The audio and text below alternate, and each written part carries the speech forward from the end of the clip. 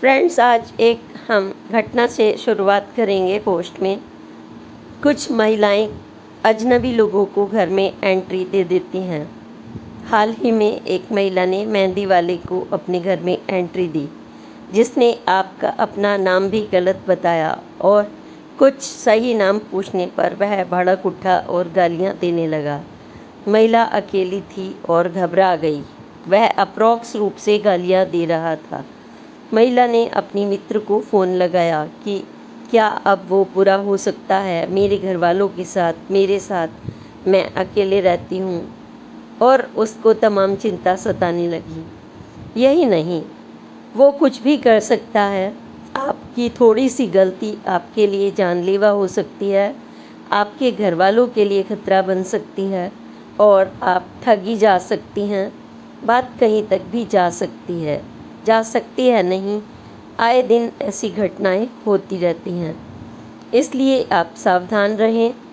चंदा मांगने वाले, पैसे को बढ़ाने का झूठा दावा करके फंसाने वाले लोग, मूर्ति दिखाकर बेहोश करने वाले लोग और किताब बेचने वाले लोग। यज्ञ पवित्र चीज़ है, उस पर भी लोग, नए नए संप्रदाय और धर्म के लोग अलग अलग वेशभूषा में आ जाते हैं ठगी करने। ऐसा कई हो चुका है, इसलिए आप इस पर विचार सुनिए। नमस्कार, मीना कौशिक लाइफ स्टाइल में आपका स्वागत है। आज की चर्चा मेहंदी से है। मेहंदी के दो पक्ष होते हैं। एक क्रिएटिव, जो हमें सौभाग्य के प्रतीक के रूप में हम लगाते हैं। एक ये कि हम मेहंदी लगाने के दौरान घर बाहर मेहंदी वाले को बुलाकर या फिर अपने उल्टे सीधे कमेंट से या फिर जाने अनजाने उसकी मानसिकता से, जिसे आपने मेहंदी लगवाने के लिए बुलाया है घर पर, कहाँ अपनी असुरक्षा को जाने अनजाने न्योता दे देते हैं। आप सामान्य महिला हैं या पढ़ी लिखी हैं, सवाल यह नहीं, सवाल है जाने अनजाने उस मिस्टेक का जो आप अपनी सुरक्षा के लिए खुद ही प्रश्न खड़ा कर देती हैं। यह मैं अपने किसी फ्रेंड्स के और कुछ अनुभवों के हवाले से यह पोस्ट आज आपके सामने पेश कर रही हूँ। और इसमें बहुत ही दिलचस्प पहलू ये है कि आपके ही कमेंट और आप ही की गलती। एक महिला मित्र का फ़ोन आता है और वो कहती हैं, क्या मैं आपसे बात कर सकती हूँ। मैं उस समय काफ़ी बिज़ी थी और बात नहीं कर सकती थी, फिर भी मैंने कहा मैं कुछ देर में आपको फ़ोन करती हूँ। और मैंने उनको समय निकाल कर फ़ोन किया तो उन्होंने कहा कि एक बात मैं आपसे शेयर करना चाहती हूँ, जाने अनजाने एक गलती हो गई है, मैं आज बहुत टेंशन में हूँ, कुछ खतरा तो नहीं हो सकता। तो उस महिला ने, जिसकी शादी हो चुकी है, परिपक्व है, पढ़ी लिखी है, बच्चा है, इसके बावजूद क्योंकि त्योहार आने वाला था तो उसने भीड़ भाड़ में मार्केट में जो मेहंदी लगाने वाले होते हैं वहाँ ना लगवा कर एक मेहंदी वाले को अपने ही घर में आमंत्रित कर लिया, उसने बताया। और मेहंदी लगाने के दौरान उन्होंने बातचीत भी होने लगी होगी। अक्सर ये कहते हैं कि महिलाएं ज़्यादा बोलती हैं, बोलते तो पुरुष भी हैं, ऐसा नहीं है, एक पक्ष से बात हो रही होती है। तो बात हो रही होगी, कुछ मेहंदी लगवा रहे हैं, काफ़ी टाइम लग जाता है। उन्होंने हाथ पैर पर मेहंदी लगवाई। इसी बीच में उसने मेहंदी रोकी और अपना फ़ोन कहीं वो मिला रहा था, एक दो फ़ोन आए उसके, उसने ध्यान नहीं दिया। उस महिला की निगाह पड़ी फ़ोन पर अचानक, जब दोबारा तिबारा बजा, बराबर में हाथ लगवा मेहंदी हाथों पर लगवा रही थी। तो वो विशेष धर्म की थी और मेहंदी लगाने वाला किसी अन्य उससे बिलोंग करता था। महिला की अपनी सोच कहें या बोलना कहें, उसने कहा आप ऐसे लोगों को क्यों फ़ोन मिला रहे हो, वो उस मज़हब के हैं, उस धर्म के हैं और ये ठीक नहीं है। आजकल ऐसी घटनाएं हो जाती हैं, आप बार बार यहाँ बैठकर फ़ोन नहीं मिलाइए। उस महिला ने बताया कि मुझसे ये गलती हो गई कि मैंने ये कमेंट कर दिया। इस बात पर वह मेहंदी लगाने वाला युवक गुस्सा हो गया और उसने अपने ही उस संप्रदाय के लोगों को गालियाँ दी कि ऐसे लोग ऐसे होते हैं, वो लोग होते हैं। उसने गंदी मंदी गालियाँ भी देनी शुरू कर दी। इनडायरेक्टली उस महिला पर ही गाली लग रही थी। महिला थोड़ी सी नर्वस हुई, लेकिन उसने एक्सप्रेशन दिए नहीं दिए आई डोंट नो, लेकिन उसने अपनी बात जब शेयर की तो उसने कहा कि मैं नर्वस हूँ, क्या वो मुझे नुकसान पहुँचा सकता है।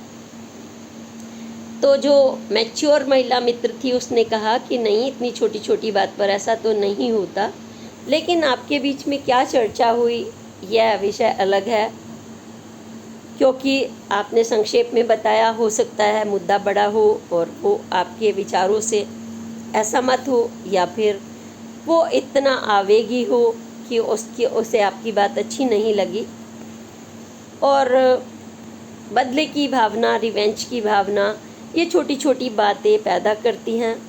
उस महिला मित्र ने उससे कहा कि देखिए, ऐसी हमें अपने कमेंट से बचना चाहिए जो सूखे में, जैसे घास फूस में माचिस लगाने का काम करते हैं। पढ़ी लिखी हैं आप, फिर भी आपने अपने ही घर में किसी को बुलाया हुआ है, आपके पति को पता भी नहीं है और आप ऐसे कमेंट कर रहे हैं। आप मेहंदी लगवा रहे हैं, नहीं लगवा रहे हैं, ये बात अलग है। सबसे बड़ी बात तो यह है कि घर में आप किसी को बुला रहे हैं तो आपके घर वालों को पता होना चाहिए, या जो भी आपका कोई नज़दीकी है उसे पता होना चाहिए। लेकिन फिर भी उन्होंने समझाया। उसने कहा क्या मैं कंप्लेंट कर दूं? तो उसने कहा नहीं, ये कंप्लेंट का तो विषय नहीं है, क्योंकि आपने इतना बड़ा झगड़ा तो नहीं हुआ, ये तो और झगड़ा बढ़ाने वाली बात होगी। आप नॉर्मल रहिए। अगर आपको ऐसा लगता है तो आप उसे क्लैरिटी से कर सकती हैं बातचीत में, क्योंकि वो आपके आसपास ही रहता है या रहती है, कि आपका यह इरादा नहीं था। आपका इरादा उन लोगों की तरफ था जो असामाजिक होते हैं। तो ये मैंने आपके सामने एक उदाहरण रखा कि कभी कभी जाने अनजाने आप अपनी छोटे छोटे कमेंट से ऐसी बड़ी घटनाओं को न्योता दे देते हैं। यह तो एक घटना रही, लेकिन ऐसा तमाम जगह हो चुका है कि आप कभी दान के नाम पर और कभी मेहंदी लगवाने के नाम पर, कभी प्लम्बर को बुलाने के नाम पर, या किसी को भी घर में एंट्री दे देते हैं और आप अपनी सुरक्षा के बारे में उस समय ये सोचते हैं हम तो अपने घर में हैं, हमारा कोई क्या बिगाड़ सकता है। लेकिन असामाजिक सोच आपके घर है या बाहर है, जंगल में है या कहाँ है, उससे वास्ता नहीं रहती। हमें उसमें सावधान रहना होता है। हमें उससे कितनी बात करनी है। मेहंदी लगवा रहे हैं तो आपके अड़ोसी पड़ोसी घर का उस समय कोई उपस्थित रह सकता था, या आपने अजनबी प्लम्बर को बुलाया है, इलेक्ट्रीशियन को बुलाया है, आप उनसे अपने घर की बातें भी शेयर करने लगते हैं। पूरा घर वो आपका देख चुके होते हैं। आजकल बार बार मोबाइल खोलना दूसरे का, वो भी गलत है। वो आपके मोबाइल आपकी चीज़ें घर की शेयर कर सकता है अपना कैमरा चलाकर। इन चीज़ों से सतर्क रहना होता है। कोई भी ज़िंदगी डर से नहीं चलती। हाँ, एक्सपीरियंस एक दूसरे को साझा करके सतर्क जरूर करती हैं। उस महिला ने अपनी गलती स्वीकार करते हुए बाद में वो रास्ते में मिला, उसने अपनी मित्र के कहे अनुसार, जब उसने कहा कि मेरा नंबर भी किसी को शेयर कर देना, मुझे आगे काम मिल जाएगा, आप कैसी हैं, तो उसने उसकी नमस्ते ले ली और ओके कहकर आगे चल दी। ये ठीक था कि उसने कहा ठीक है। आप दूसरे का नंबर भी अपने ग्रुप में शेयर करते हैं, उसके लिए भी आप जिम्मेदार हो जाते हैं। आपने किस सोच के व्यक्ति का नंबर शेयर किया, आपके ग्रुप में कैसे लोग हैं, उससे स्वीकार करेंगे या नहीं करेंगे। इन छोटी छोटी बातों को आपको सोचना होता है। एक अन्य बिल्कुल सच्ची घटना थी जैसे ये, वह मैं आपको शेयर कर रही हूँ। यह गाज़ियाबाद में ही वैशाली की घटना थी। एक फ़ोन सामाजिक कार्यकर्ता के रूप में आता है, मेरे घर पर जल्दी से पहुँचिए। सामाजिक कार्यकर्ता बात समझने की कोशिश करता है और करती है, और कहते हैं कि क्या हुआ, तो वो बताता है कि मेरे घर पर मेरी वाइफ से कोई इतने इतने पैसे छीन कर ले गया है और शायद कुछ गहना वहना भी ना हो, और वो किस तरीके से क्या हुआ जा कर के देखिए। सामाजिक कार्यकर्ता बस यही होते हैं कि उनको किसी रिटर्न की ज़रूरत नहीं होती, फटाफट एक्शन लिया, और उसने खुद ही जाकर मौके पर जायज़ा लिया, बातचीत की, तो पता चला कि 5-6 महिलाएं कुछ फ़ोटो लिए हुए, धार्मिक प्रवृत्ति के फ़ोटो लिए हुए पहुंची, और उन्होंने निगाह रखी हुई होगी या बैगर ने निगाह रखी हुई होगी उस पर कि उसके जब पति छोड़ते थे बालकनी से वो वाहवाही करती थी, तो इस बीच में जब वो छोड़ते थे लंच बॉक्स थमाया, रुमाल थमाया, सब कुछ थमाया, तो 1 सेकंड के लिए कभी दरवाज़ा खुला रह जाता होगा। उसको पहले दरवाज़ा बंद कराने की बजाय वो बालकनी में चली जाती थी बाय करने के लिए। इतने में वह गई और जैसे ही लौटी तो 3-4 महिलाएं उसके दस्तक दे रही थी, और उन्होंने कहा चक्कर आ रहे हैं, पानी पीना है। सबसे पहले एक को वो पानी लेने बाथरूम में पहुंची, बाथरूम लेकर आई, तभी उन्होंने कहा कि हम घूम रहे थे, हमें चक्कर आ गए, ये भगवान जी की मूर्ति है और इसे माथे से लगा लो। उसमें कुछ अर्ध कॉन्शियस करने वाला कुछ चीज़ लगी हुई थी, वो उसको दूर से दे रही थी, और वो उसने बताया कि जैसे ही मैंने माथे से लगाया मुझे खुद चक्कर से आने लगे, ऐसा लगा कि मेरा दिमाग काम सा नहीं कर रहा था, और मैं थोड़ी पजल भी हो गई थी। उस महिला ने बताया सामाजिक कार्यकर्ता को, और वो महिला, मज़े की बात यह है कि वो भी पढ़ी लिखी थी, जो मतलब इस घटना की शिकार हुई। उसने क्या किया, उसने कहा कि अपना बैग उठाओ। उसने बैग उठाया, इसमें कितने पैसे हैं देखिए, हाउस से लेसी वाच। उन्होंने उस महिलाओं के जो अनपढ़ किस्म की हैं, आपके दरवाजे पर एंट्री कर गई हैं, उनके कहने से बैग उठाया, इसमें कितने पैसे हैं, और वो काउंट करने लगी। उन्होंने कहा कि हम आपके पैसे डबल कर देंगे, ये पैसे हमारे हाथ में दे दो। उसने हाथ में पैसे दे दिए, और वो ये भी कह रही थी आपकी ज्वेलरी कितनी है, उसको भी दे दो। और अचानक उसके दिमाग में आया ये मैं क्या कर रही हूँ, और उसने वो चेन, वो 6,000-7,000 जो भी उसके पर्स में थे, वो उसने उसको दिए, और बहुत परेशान हो गई वो। और उसने उनको एक एक करके कहा आप बाहर बैठिए। वो बाहर जाने के लिए राज़ी नहीं थी, कभी कुछ बहाना ले रही थी, कभी। नतीजन वह उस खुद को भी चक्कर आने लगा। इस बीच में कोई पड़ोसी आ गया, तो इसलिए उसकी जान तो बच गई, और वो सब तितर बितर हो गई। उसके पति के कहे अनुसार सामाजिक कार्यकर्ता ने जब मामले को खंगाला और फटाफट पुलिस में कंप्लेंट करके ग्रुप में यह मैसेज भी डाल दिया, और सीसीटीवी कैमरे से सीसीटीवी फुटेज भी खंगाली कि वो किस उम्र से किस उम्र की महिलाएं थी, छोटी बड़ी, बच्चे 5-6, यंग एकदम मांगने वाली कुछ प्रतीत हो रही थी।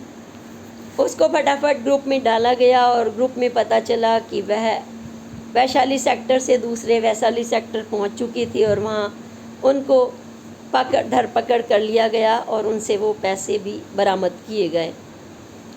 ठीक है, वो उस समय घटना बच गई, लेकिन कुछ और भी यह बड़े घटना अंजाम हो सकता था, मारना पीटना और भी बहुत कुछ ऐसी हो जाती हैं। एक अन्य घटना की मैं चर्चा कर रही हूँ। एक इंस्टीट्यूट में मैनेजर बैठी हुई है, अच्छी पोस्ट पर है, काउंसलिंग कर रही है बच्चों का, और वहाँ पर पेरेंट्स आते हैं जाते हैं, आते हैं जाते हैं। तभी कोई पगड़ी के परिवेश में पगड़ीधारी का रूप भर के 2-3 लोग पहुंचते हैं। असामाजिक सोच वाले वो कभी पुलिस वालों का रूप भरते हैं, कभी पगड़ी का भरते हैं, कभी संत का भरते हैं, कभी बीमार का भरते हैं। अलग अलग तरीके हैं। उन्होंने भी हाथ में कुछ फ़ोटो ली हुई थी और उस मैनेजर से कहा, मतलब कितने एक्सपर्ट होते हैं ऐसी सोच के लोग, कि आप तो बहुत अच्छी काउंसलिंग कर रही हैं, आपकी पर्सनालिटी अच्छी है, बातों में लगाया, आज तो हम आपकी चाय पीने आ गए। और फिर वह थमाते हुए कागज़ बोले, इसे माथे से लगा लीजिए।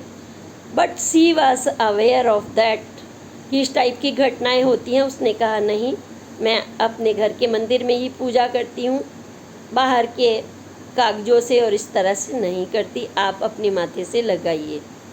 और उसने घंटी बजाई, पियोन को बुलाया और कहा कि इन्हें बाहर ले जाइए, यहाँ मीटिंग होने वाली है। पियोन आया, पियोन उनको बाहर ले गया। सुरक्षा गार्ड की तरफ भी इशारा किया गया और उन्होंने इसकी सूचना अपने मैनेजमेंट को कर दी, क्योंकि वहाँ बच्चे होते हैं, किस किस तरह के लोग आते हैं। जब वहाँ पर एंट्री आए, सुरक्षा गार्ड बाकायदा पूछे कि कौन आने वाला है अंदर, किस पेरेंट्स से मिलने वाला है। ऐसी सतर्कता वहाँ पर होनी चाहिए। अभी हम बात कर रहे थे घर में महिलाओं के लिए मेहंदी की। ये उदाहरण इसलिए दिया गया है कि घर हो, बाहर हो, दफ्तर हो, असामाजिक सोच कहीं भी हो सकती है। हम अपनी बहनों को कहने लगे कि नहीं, महिलाओं तो ऐसी होती हैं, गृहिणी ऐसी होती हैं, सोचती नहीं है। ऐसा नहीं है। वहाँ मैनेजर लेवल को उन्होंने धत्ता देने की कोशिश की। धत्ता तमाम तरह का दे देते हैं, कई बार चबरन भी करते हैं अकेला दुकेले देख करके। आप अपने घर में, दफ्तर में, ऑफिस में जब एंट्री देते हैं तो आपको तमाम चीज़ें दिमाग में रखनी होती हैं और दूसरे अपने बोलने पर आपको कमांड रखना होता है और सुनने पर भी कि कौन कैसा आपको बेवकूफ़ तो नहीं बना रहा या आपके कमेंट इस तरह की बातें तो नहीं फैला रहे। मेहंदी के रूप में आपके घर में कोई घुस गया, प्लम्बर के रूप में कोई आ गया, अजनबी ऊपर जाने वाला था, उसे आप पानी पिलाने के लिए आपने उसको एंट्री दे दी। हम गीता बेच रहे हैं, हम धार्मिक बुक बेच रहे हैं, उसके लिए आपने एंट्री दे दी। हमारे यहाँ कोई यज्ञ हो रहा है, हवन हो रहा है, उसके लिए आपने एंट्री दे दी। ये छोटी छोटी बातें हैं। आपका घर धर्मशाला नहीं है, ना दान देने का सेंटर है। आपके घर में बच्चे हो सकते हैं, बहू हो सकती है, बेटी हो सकती है, आप स्वयं भी हो सकते हैं, आप वृद्ध हो सकते हैं। इसलिए हमारी यह पोस्ट आज आपको सतर्क करने के लिए है कि जब आप घर में एंट्री दें तो इन फालतू के बहानों में ना आएँ या घर बैठे अपनी मुसीबत को आमंत्रित ना करें। बाहर आप गए हैं मेहंदी लगवाने के लिए, बाकायदा टेंट लगे हुए हैं, वहाँ सुरक्षा का व्यवस्था भी है, ऑर्गेनाइज़र भी जिम्मेदार होता है किसने बुलाया है। ये सब चीज़ें होती हैं। तो इसलिए जब भी आप कोई कदम उठाएं तो आप अपनी आंखें खुली रखें, अपने पढ़े लिखे होने का परिचय दें। पढ़े लिखे होना और पढ़े लिखे ना होना ये प्रश्न नहीं होता, ये होता है व्यवहारिक क्वेश्चन कि आपको समाज में रहकर हर अच्छे और बुरे के बारे में आपका दिमाग ही इसीलिए मिला है जो आपको बताता है। एक निगाह में आप भांप लेते हैं कि सामने वाला कौन है। आपके हाथ पर मैंने एक पोस्ट में उदाहरण दिया था ना कि पैर पर चींटी चढ़ती है और आप कितने भी बिजी हों, आप खाना बना रहे हों, आप नहा रहे हों, आपका हाथ फटाक से देनी नीचे जाता है और आप हटा देते हैं। हमें दिमाग इसीलिए मिला है, हम अन्य तमाम प्राणियों से इसीलिए अलग हैं कि वी हैव ब्रेन। हम उसका इस्तेमाल करें और हमारी जो टंग है उसका इस्तेमाल सोच समझ कर करें। अननेसेसरी लोगों से बात करना, इन्वॉल्व होना, अपने घर की बातें शेयर करना क्या उचित है, ये आपको सोचना होगा। आप अपने मस्तिष्क के अनुसार सोचिए, अपनी बहन, बेटी, माँ, वृद्ध माता पिता और खुद पर भी अप्लाई करिए, क्योंकि असामाजिक सोच के सामने कितना भी मस्तिष्क वाला हो वो आपके ऊपर किसी तरह का कुठाराघात प्रहार कर सकता है, चाहे वो दिमाग से कुठाराघात कर रहा हो या अस्त्र शस्त्र से। और जब हम बात करते हैं मस्तिष्क की, तो हम आधी रात को भी घूमने जाते हैं, गाड़ी से जाते हैं, और पत्रकारिता के लोग, पुलिस वाले लोग, रात की ड्यूटी करने वाले लोग जाते हैं, फिर भी सुरक्षित रहते हैं। क्यों? क्योंकि सुरक्षा के मापदंड पर चलते हैं। अपने घर में बताते हैं हम आज ये काम करा रहे हैं, घर में पूजा भी होती है, तब भी हमारे यहाँ कोई मीटिंग होती है तो अजनबी कोई एक आध घुस कर आने की कोशिश करता है, उसे आमंत्रित नहीं किया गया, 4 लोग वहाँ जा रहे हैं, वो पीछे लग कर आ जाएगा और वो ऐसे तमाम फंक्शन में बैठा हुआ मिलेगा। और वो सामाजिक होता है, किसी के बच्चे पर निगाह रखता है, किसी के घर ताली पर रखता है और कुछ सामान उड़ाने पर भी निगाह रखता है।